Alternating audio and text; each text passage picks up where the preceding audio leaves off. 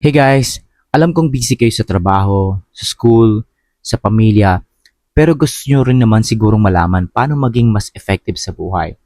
Kaya ito na, ang isang classic book ni Stephen Covey, The 7 Habits of Highly Effective People, pero taglish para swak sa lifestyle natin.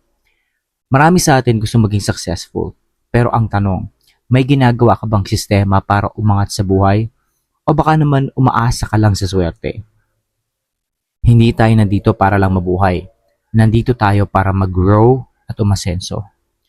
So kung gusto mong malaman ang 7 habits ng mga taong matagumpay, makinig ka lang kasi baka ito na ang kailangan mong marinig para ma-level up ang buhay mo. Habit number 1, be proactive.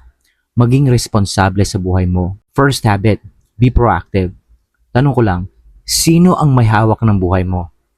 Kung iniisip mong ang boss mo, gobyerno, o swerte, mali ang mindset mo.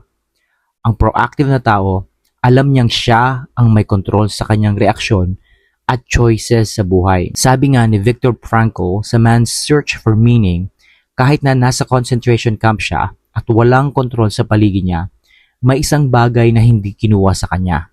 Ito yung freedom to choose his attitude. Example, si Kyle, isang call center agent. Laging nagrereklamo ng maliit ang sweldo. Pero imbis na magreklamo lang, nag-aral siya ng coding ng libre sa YouTube tutorials. After 1 year, may job offer na siya as junior developer. Tanong ko, kapag may problema ka, ano yung ginagawa mo? Nagpapabiktim ka ba o gumagawa ka ng paraan? Habit number 2, begin with the end in mind.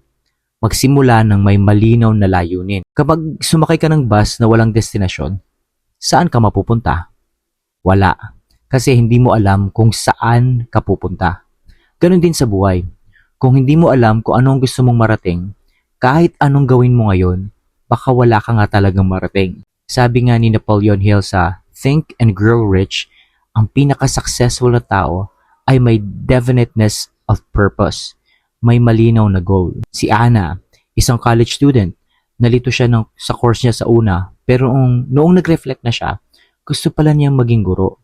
Kaya nag-shift siya ng major at mas naging motivated mag-aral. Hindi mo kailangang maghintay ng ilang taon bago malaman kung ano talaga ang gusto mo sa buhay. Tanungin mo na yung sarili mo ngayon. Ano ba talaga yung gusto kong marating? Habit number 3, put first things first. Unahin ang mahalagang bagay. Marami sa atin, busy kung sa buong araw pero hindi naman productive. Bakit? Kasi inuuna natin ang mga madali at masaya kaysa sa mga mahalaga. Sabi ni Brian Tracy sa Eat That Frog, unahin mo yung mga pinakamahalaga at pinakamahirap na task sa umaga. Dahil pag nagawa mo na yun, ang ibang gawain ay mas magiging madali na lang. Si Mark, isang fast food crew, gusto sana maging supervisor. Imbis na gumala after work, nag-enroll siya sa isang online leadership training. After 6 months, na-promote na siya. Ginagawa mo ba yung mga bagay na mahalaga o puro urgent lang pero walang long-term na epekto sa buhay mo? Habit number 4, think win-win. Hindi ka dapat matakot makipagtulungan. Sa business, sa trabaho, sa relationship, o even sa pag-aaral, iniisip mo ba na para manalo ka, dapat may matalo? Mali yun. Dapat win-win ang mindset mo. Sabi ni Dale Carnegie sa How to Win Friends and Influence People, ang pinaka-successful na tao ay yung mga marunong makipagkapwa-tao at makipagtulungan. Si Carla at si Dave, imbis na mag-away, nag-collab sila para sa bundle promos. Mas lumakas yung benta nila. Huwag kang madamot. Isipin mo, paano pwedeng lahat makinabang? Habit number 5, seek first to understand, then to be understood. Makinig muna bago magsalita. Alam mo bang 80% ng problema sa mundo ay dahil sa miscommunication?